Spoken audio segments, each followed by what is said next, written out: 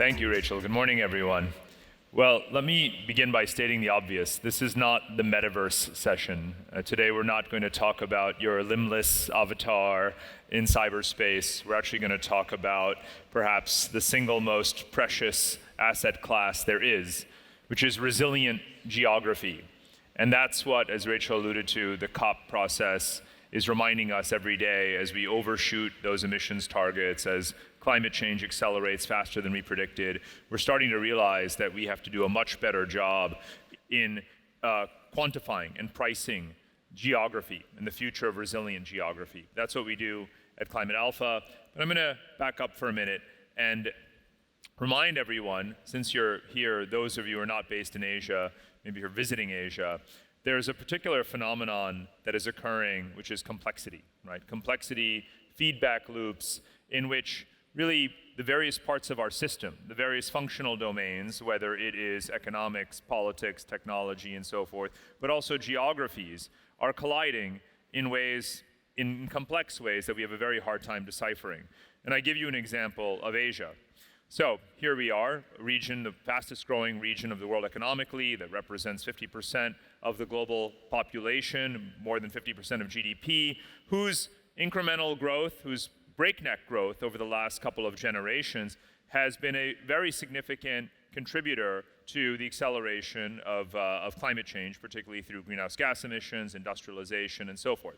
So what we have now is a situation where the region of the world that is in many ways the driver, the engine of global economic growth, is also the region that is accelerating climate change the fastest and also has the greatest exposure to climate change. Here in this cartogram, you see the greenhouse gas emissions produced by Asia, the number of people in Asia who are vulnerable to natural disasters, whether it's flooding, drought, rising sea levels, for example, and so forth. And therefore, you can actually say that the rise of Asia is leading to the sinking of Asia.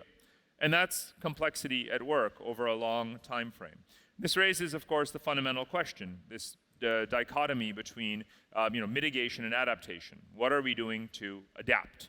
And I'm going to spend some time, more time, on the adaptation side, whereas the COP process is more about the mitigation side. So let's step back for a minute. Previously, I showed you a cartogram of the overweight population of Asia and the impact climate change is having on it. Let's pan back to the global level and look at what climate change the impact it may have globally. This is a map, again, demographics. This is a pixelated map of the world population, so you would say this is kind of human geography in its rawest form. So on this map, you have 8 billion pixels. Well, conveniently, the United Nations has declared that next week, this week, the United Nations is declaring that the world population has reached 8 billion people. So here we are. Every human being is a pixel on this map. Now look closely. This is called the suitability index, right? This is the change in the suitability for human habitation of different geographies relative to their previous condition as temperatures rise, 1 degree, 2 degrees into the future. Again, as we know from all of the official statements coming out of COP and elsewhere, we're not likely to prevent an average 2-degree Celsius temperature rise. And of course, because in different latitudes of the world, in different microclimates and regions, climate change proceeds at a different pace, you have some parts of the world that are already quite evolved in that direction anyway. If you remember the heat waves that afflicted South Asia earlier this year, what you really saw was just a big red peninsula of South Asia. Well, that wasn't 2040. That wasn't a 2050 forecast, the likes of which you see coming out of official reports. That was actually this year. And the heat waves that have led to heat stroke and higher and elevated mortality rates, even in the northern latitudes, are really quite striking. It's a reminder, again, of the relative rather than absolute impact that climate change is having around the world. Now, the particular irony that we face is that most of the human population, as you saw in the previous slide, are located in areas that are becoming more and more red, that are becoming more and more unlivable over time. Not only is it most of the world population that's in those red, increasingly red zones, it's most of the world's young people as well. So literally the future of our species, the future of our demography is trapped in the wrong places. And COP, as far as I can tell, is not giving us a roadmap for that. At COP, they're debating reparations, loss damage funds, and these kinds of things, not actually solving the fundamental problem. And so we're in a situation where, for those of you who are in finance, familiar with this terminology, people are talking about a climate Minsky moment, right? Asset prices are likely to correct an unpredictable moment in time and collapse drastically. And the sector that is perhaps the most exposed is real estate, right? Land, property. This is the largest asset class that exists in the global economy, and we simply taken it for granted, right? Anywhere from some estimates, $250 to $300 trillion of property assets in the world. And really it's very hard to know what the value of those is going to be tomorrow, let alone 5 years from now, 10 years from now, right? We have risk-adjusted valuations for equities and other financial products, but not really for this fundamental geography of our real estate. And that's something that has to be corrected. Now, this is where the divide between mitigation and adaptation comes in. When it comes to mitigation, again, this is what the international diplomatic process is all about. It's about saying, how do we decarbonize our industries, green our supply chains, reduce emissions, even undertake geoengineering schemes. I support all of that. And those measures are getting about 90% of the total global expenditure to combat climate change. Only about 10% or less is actually going to adaptation, which is what do we do today, right now, to survive, to support populations, societies in need, and to retrofit our infrastructure, our built environment, our habitats. I think that is gravely imbalanced, given the impact that climate change is already having on life expectancy, on productivity, and so forth. Now, when it comes to that physical risk dynamic, we're getting better at calculating the value at risk, but again, we're not committing enough resources to actually staving it off, to mitigating that impact. But really, for every single climate hazard there is, whether it is storm, flood, drought, heat wave, sea level rise, and so forth, there are adaptation measures that can be undertaken physically that we should be investing a lot more capital in. And that in and of itself, climate adaptation is a suite of investments, of technologies that deserves a lot more attention. Again, in finance right now, we're focused on really the compliance side of things, right? How do we measure our greenhouse gas emissions? How do we report on our climate exposure? How do we track Scope 1, Scope 2, Scope 3 emissions through our buildings, our supply chains, and so forth? That's all fine, but to report on something is not to actually do something about it, right? And as climate change accelerates, simply capturing what we're attempting to do in the mitigation space does not necessarily mean that you're investing sufficiently in adaptation. So, we heard the term ESG a lot earlier. I have a particular way of interpreting that acronym. The way I see it, climate change has in many ways left the station, right? I do, again, support each and every measure that we're taking to reduce emissions. But I'm also, as a humanitarian, as a utilitarian, very much concerned with the actual suffering and damage that is being wrought upon many of our geographies today in countries rich and poor. You could be in Fort Myers, Florida, and have been uninsured, had your home not insured, and you've lost everything. Or, of course, you could be a victim of a flood in Pakistan. The fact is that you should not be building back where you built before, right? You should escape shitty geography. And quite frankly, it is I think our moral, it's a moral requirement, and it's a moral agenda that I support, that we actually support the adaptation of populations to relocate to resilient geographies. We have plenty of it. As someone who's trained in geography, I will tell you that we have 150 million square kilometers of terrain on this planet, and we have, as I mentioned earlier, only 8 billion people. There is plenty of space for people to live, right? But we're not adapting our political, economic systems, our business models, our infrastructure accordingly, and we very well should.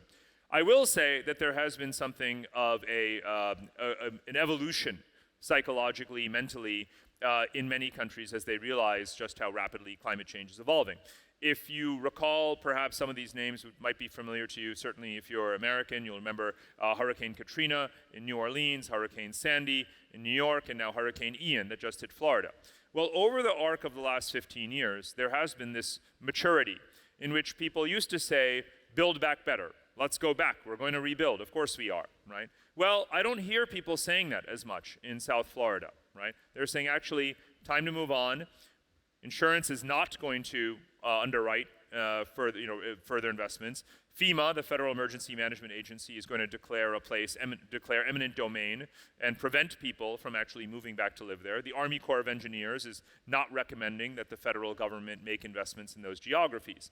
So again, there is a learning process underway, and that applies as much to America as to everywhere in the world, where they're realizing that, quite frankly, this is a biological issue. We are mammals. We are imbued with a fight or flight instinct. You do not fight nature, right? You flee, right? And that's probably the sensible thing to do. Well, right now, if you take a country like the United States, over the last 100 years, the percentage of the population in the South and the West has grown directly at the expense of the populations in the North and the East. And that's not what climate models tell you should be happening, obviously, as you look in the future. But a lot of this movement has been in a kind of pre-climate change sort of context. And of course, people vote with their feet, not so much historically on the basis of climate change, because it has not been as present in their calculations, but rather on the basis of sunshine, low taxes, and other kinds of things. But that is obviously going to change. And that's something that we have to start to price in, plan for, and even encourage if we want to live in productive societies rather than survivalist societies where people continue to remain in climate-stressed areas and believe that they can actually just tough it out. You are not a productive economic agent or an active contributor to society if you're simply just rebuilding in places that are going to keep getting devastated. That's not sensible. But the way the policy-making environment is today pretty much gets it backwards, right? In legislative processes in democratic societies, at the local level, you fight over getting local spoils to spend on your priorities at a local level with very little regard to whether or not that is a climate resilient geography that's going to be a long-term asset to the national economy or not. And of course, I appreciate that that's the way democratic politics works. But when you're making 30, 40, 50-year investments on infrastructure, housing, and other kinds of public goods, you do have to actually start with the climate models rather than ignoring them. So I would pretty much flip the sequence of how we do fiscal policy and national infrastructure planning on its head. You start with the climate models, and they tell you where are the more or less livable geographies. In areas with large populations that are stressed, you invest more in adaptation. So you start with the climate model, then you think about how you allocate and prioritize your long-term multi-generational infrastructure spending. And then, because you have pre-designed, pre-built, built sufficient housing, quality infrastructure, things, whether it's water desalination, seawalls, irrigation, whatever the case may be, then you can encourage people to relocate to those climate resilient areas because you will actually have the capacity, right? You won't hopefully have the kind of climate gentrification or scramble that many places are experiencing right now. This is the logical, sensible, long-term oriented sequence of investment and strategy that should be undertaken. Now, it's hard enough to do this in a single country. In fact, I can't name a country that is A, climate stressed, but B, undertaking this kind of logical, rational, long-term thinking at the same time. Well, Singapore would be one, but it's a very small exception to the rule, obviously. And yet at the global level, you can clearly see that if you take a 10,000-year view, even a 100,000-year view, human beings migrate. We're a migratory species, right? To move is human. And yet we don't think about what are the future civilizational centers in light of rapidly accelerating climate change that we need to think about pre-designing, expanding the capacity, improving the infrastructure, developing resilient communities in those places to absorb larger populations over time. But we need to, because it's not a matter of crystal ball gazing to identify what those locations are. I've spent the last 25 years of my life traveling to a lot of the places that are on this map and elsewhere and profiling these geographies, not just for their climate resilience, but also for their politics, their economic models, their capacity to adapt to climate change and other shocks and disruptions. And it's not only the places that are here that are my little stylized yellow stars, but many places, in fact, that can actually harness and absorb growing populations over time. And I've spelled them out in some detail. Now, what are we looking for? What does adaptation look like? What kind of environment, what kind of habitats and settlements should we actually be constructing? Well, this goes, again, back down to fundamental human nature. What are the things that we actually need, right? Well, we can't survive without fresh water supply, for example. This is why humans live where we do already right now, right? Mostly to a large degree driven by the last 12,000 years of latitudes and geographies with stable climate patterns and conditions. So we need fresh water supply. We want to increasingly compress our supply chains, right? We want local water, local food production, local energy supplies, those kinds of things. We want places where there's healthcare, where we can enjoy clean air, longevity, and so forth. And we obviously want to be able to live in stable communities that are open to those growing populations. And it needs to be affordable. Climate change is actually not the biggest or not the most universal crisis in the world. There are places that aren't yet affected by it. But it's hard to think of a place that doesn't have affordable housing as a crisis, right? Which is why you're increasingly seeing that 3D printed housing and other kinds of technological solutions to expanding housing supply are being undertaken, because actually just affordable housing alone is one of our main fiscal crises around the world. So a brief word, coming back to the beginning, on what we're doing about this at Climate Alpha. Climate modeling is not a linear issue, as I said before. I started out by saying that we live in a complex system, and we're not very good at looking at how the different threads affect each other. So the first thing to understand about what we do is that we collect wide data. We don't just look at climate models in a deterministic way. We look at socioeconomic data, we look at real estate transactions, and climate models, and we blend them together to try and understand how these patterns are unfolding in different locations. We use machine learning to parse this data and to generate forecasts depending on different climate scenarios. And scenario planning is really key because we don't really know what the trajectory of climate change will be globally, and we don't necessarily know how it will play out locally. It depends on so many other intervening variables, many of which are actually in our control. Now, so we do three things. One is risk-adjusted valuations on assets. As I mentioned before, knowing your value at risk is pretty easy. If you have assets in a climate-stressed area, then eventually that full value is at risk. But your risk-adjusted valuation is much more complicated because it depends on what adaptation measures you actually undertake in that location and what impact that has on demand. We create indices that help to actually track the extent to which those locations are making the kinds of resilience investments that make them more attractive and livable over time. And the ultimate goal is, as I said before, to steer investment into resilient geography for the betterment of everyone. Now, right now at the moment, we do that for the United States, we do that for Canada, but the goal is to do it for the whole world. The easiest data to get now is actually the climate models, interestingly enough, because it is free. It is done through satellites, geospatial technologies, and so forth, and that's a good thing. So we have these models, we have this knowledge, we have this foresight. The question that I will close with is, what are we doing with it? Right? Are we using it to help us guide the realignment of our geographies? And so I leave you with this phrase, programmable geography. We live in a world of massive misalignments, right? The location of people, as I showed you before, the location of borders, the location of resources, and the location of infrastructure are completely out of sync on the planet. And neither COP nor the Biden administration nor anyone is going to tell us how we as a species, as civilization, untangle that, how we realign our geographies. So what I've done is to put on one map for you the geography of resources, the geography of people, the geography of infrastructure, the geography of borders, and say this is our mission. Right? We have to realign this. We have to adapt and commit as much resources to adaptation as we are to mitigation. In the end, I put two tasks before you and ask you if you are actually contributing to one of these two agendas. You are either moving people to where the resources are, or you're moving technologies to the people who need them. That's it.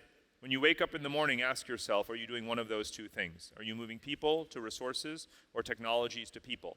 And that is fundamentally how we are going to adapt to climate change and many other disruptions. So reprogramming our geography is the solution to the challenge of not knowing the value of the geography of tomorrow. Thank you very much.